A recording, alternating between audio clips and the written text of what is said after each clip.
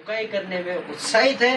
तो आज भी हमारे बीच में एक जवान है और बड़े दिन के बाद हमारे बीच में हमारे अमित भाई है। क्यों ना हम जोरदार ताली बजाते हुए उन्हें परमेश्वर की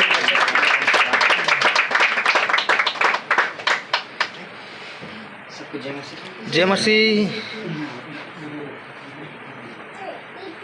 मेरे हिंदी में थोड़ा असुविधा होता है तो मैं कोशिश करूँगा आप लोग को अच्छे से बोलने के लिए। हम लोग इस विषय को पढ़ेंगे, उसके बाद ये विषय कैसे दूसरा तरफ से हम लोग समझ सकते हैं उसको हम लोग जानेंगे। तो हम लोग मत्ती का पुस्तक उसका 22 अध्याय निकालेंगे।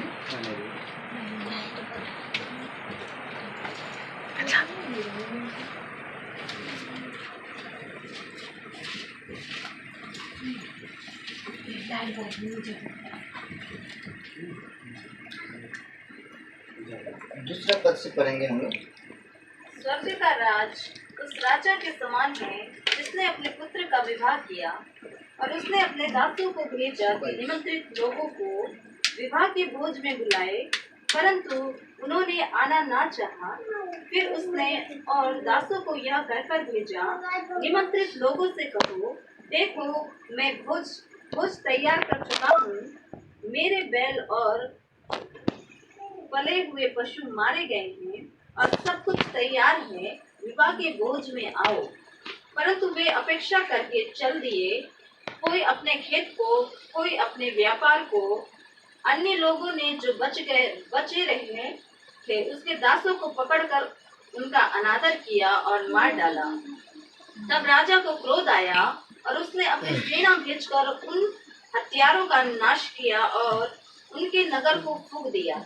तब उसने अपने दासों से कहा, विवाह का भोज तो तैयार है, परंतु निमंत्रित लोग योग्य नहीं ठहरे, इसलिए चौराहों पर जाओ और जितने लोग तुम्हें मिले सबको विवाह के भोज में बुला लाओ। अतः उन दासों ने सड़कों पर जाकर क्या बुरे क्या भले जितने मिले सबको इकट्ठा किया और विवाह का घर अतिथियों से भर गया। जब राजा अतिथियों को देखने भीतर आया तो उसने वहां एक मनुष्य को देखा जो विवाह का वस्त्र नहीं पहने था। उसने उससे पूछा, हे मित्र, तू विवाह का वस्त्र पहने बिना यहाँ क्यों आ गया? उसका मुंह बंद हो गया। तब राजा ने सेवकों से कहा, इसके हाथ पांव बांधकर उसे बाहर अंधियारे में डाल दो, वहाँ रोना और दांत पीसना होगा, क्योंकि बुलाए हुए तो बहुत है परंतु चुने हुए थोड़े हैं। अच्छा, हम लोग सब जानते हैं, वचन हम लोग को सिखाता है जो जहाँ पर 2 गवाह होगा वो गवाह सही होता है, हम सबको पता है। तो हम लोग इसका बारे में और एक जगह देख रहे हैं, आपका रेवलेशन का 19 का 9।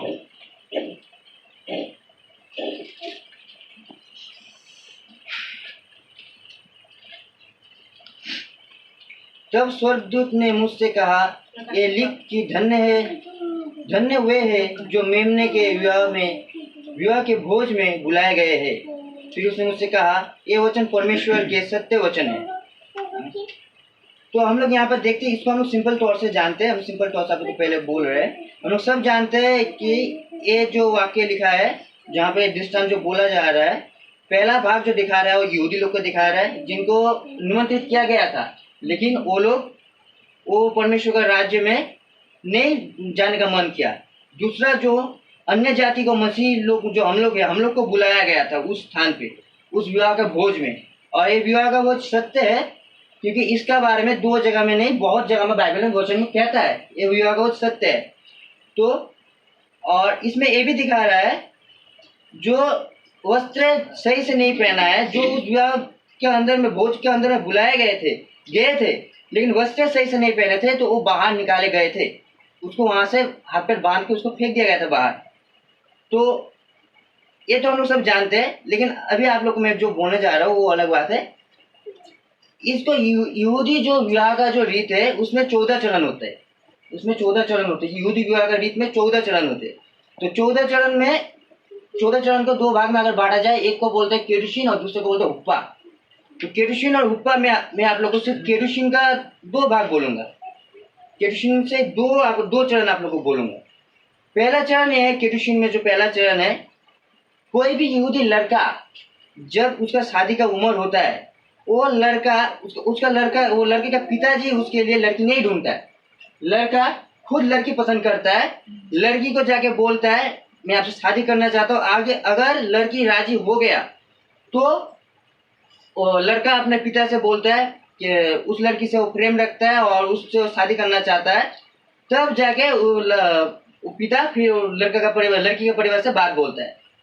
और इसी रीति को, इसी चीज को जो वचन हम लोग को सिखाता है यूहन्ना 15:16 में, जो प्रभु ने कलीसिया को चुन लिया है, जो विवाह का जो भोज है, जो रीत है, प्रभु वचन भी हम लोग को दिखाता है। हम लोग जो यूहन्ना 15:16 पढ़ेंगे।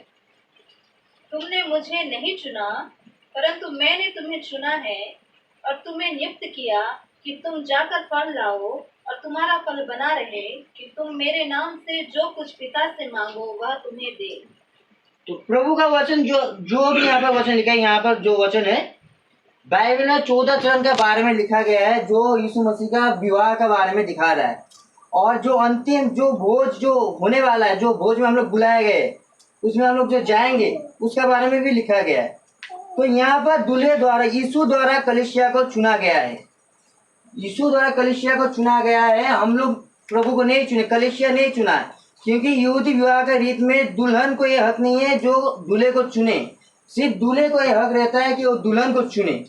तो ये जो परंपरा है, ये यीशु मसीह ने भी अपने जीवन में कलीसिया के लिए स्थापित करके गया, प्रभु का वचन बोल के गया। तो हम लोग जब वचन पढ़ के चले जाते हैं, हम लोग को पता नहीं है जो हम लोग क्या पढ़ रहे हैं।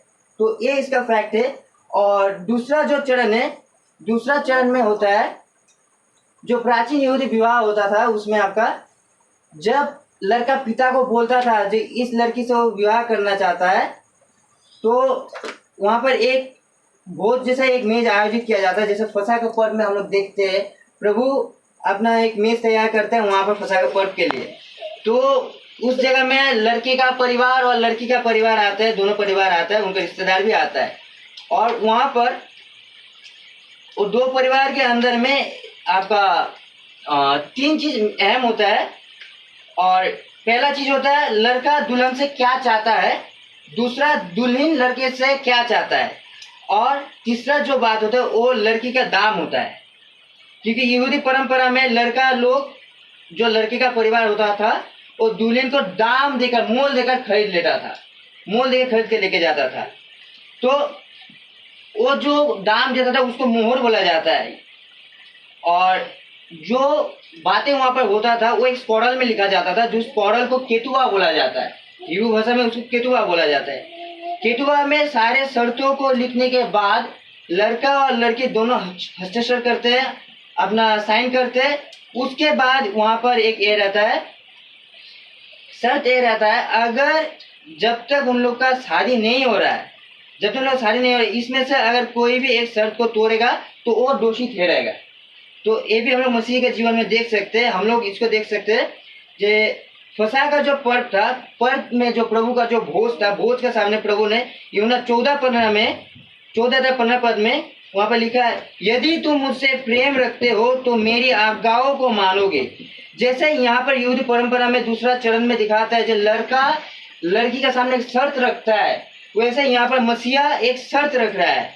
और उसी एक शर्त जैसा है, देखिए इसके दूसरा और एक पद है जो यूहन्ना 13:35 में लिखा है, यदि आपस में प्रेम रखोगे तो इसी से सब जानेंगे कि तुम मेरे चेले हो। एक शर्त रख रहा है प्रभु वहां पर, मेज का वहां पर, भोज का वहां पर।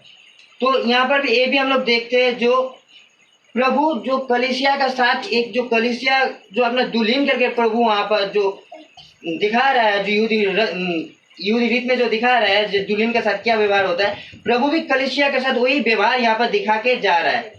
दूसरी तरफ जो यहाँ पर जो बोला जाए, जो मोहर के बारे में जो आप लोग को बोले, जो दाम देके जो खरीदा जाता था, इसी दाम का बारे में आपका लिखा गया है 1 कोरिन्थियों 6:20 में, जहाँ पर पौलुस कहता है, और तुम अपने नहीं हो क्योंकि दाम देकर मोल लिए गए हो।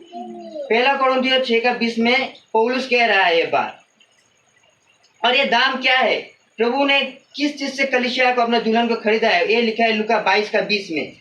ये कटोरा मेरे उस लहू में जो तुम्हारे लिए बहाया जाता है नई वाचा है। तो प्रभु जो कलीसिया को चुना है, वो अपने दुल्हन को खुद चुना है, कलीसिया को दाम देके खरीदा है, शर्त रखा है वो अपना, जो उसका शर्त है जो हम लोग आपस में प्रेम रखे,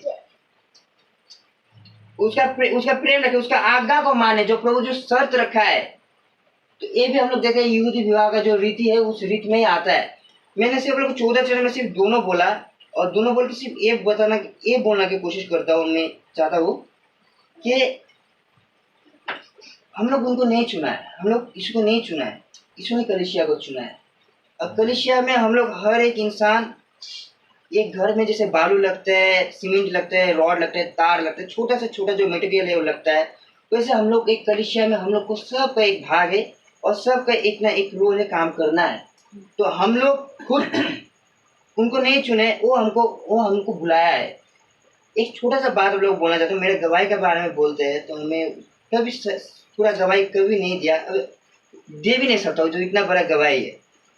जब हम लोग परिवार में बैचलर में था, पास्टर जी तो बहुत अच्छे, जो सबको देखभाल करते, सबको जाके खोज देते, तो हम लोग को कोई नहीं जाता था। हम लोग बहुत अंधेरे में चले गए थे, हम लोग टेम्पल में रहते थे, तो वहाँ पर रहते थे। वहाँ पर रहते रहते प्रभु एक दिन दर्शन दिया, परमेश्वर, जैसे हम तो बाद में पढ़ा डैनियल में ऐसा लिखा है, तो परमेश्वर वहाँ पर जो सफ़ेद बाल जो था उस परमेश्वर ने दर्शन दिया। तो परमेश्वर वहाँ पर कह रहा था, मेरा एक पैर, दाया पैर है बोला अब्राहम है, बाया पैर को दाऊद बोल रहा था। तो उसी टेम्पल से, उसी जगह से प्रभु ने हम लोग को बुला के निकाल के बाहर लेके आया। हम लोग करीबन 12-14 साल मसीह से अलग थे। हम लोग क्रिश्चियन बॉर्न होने के बाद भी 12-14 साल मसीह से दूर थे। तो हम लोग को जो बुलाया गया था, जो बुलाया था, वो मसीह में था, वो मसीह ने बुलाया था, वो दुनिया वालों ने नहीं बुलाया था, क्योंकि दुनिया वालों ने तो हम लोग को भूल गया था, मसीह ने ही भूला था, मसीह ने बुलाया था। बोलने का मतलब यही है, बोलना यही चाहता हूँ कि प्रभु ने हम लोग को बुलाया है, कलीसिया को प्रभु ने चुना है, हमने नहीं चुना है। और प्रभु ने जो आज्ञा, जो प्रेम संबंध, जो आज्ञा पालन करने के लिए हम लोग को बोला है, वो करना पड़ेगा, तभी उस भोज में, उस भोज स्थान में हम लोग प्रवेश कर सकेंगे। मेमने का जो भोज है उसमें हम लोग प्रवेश कर सकेंगे। नहीं तो अगर हम लोग आज्ञा नहीं पालन करेंगे, उसका शर्त नहीं मानेंगे, तो बाहर फेंक दिए जाएंगे, जो विवस्त्र जैसा होगा। क्योंकि बिना वस्त्र का वहां पर कोई प्रवेश नहीं कर सकता है, महिमा का वस्त्र पहन के वहां पर प्रवेश करना पड़ेगा हम लोग को। यही बात मैं सबको बोलना चाहता हूँ। इतना छोटा सा वचन था, ज्यादा बड़ा नहीं था। धन्यवाद।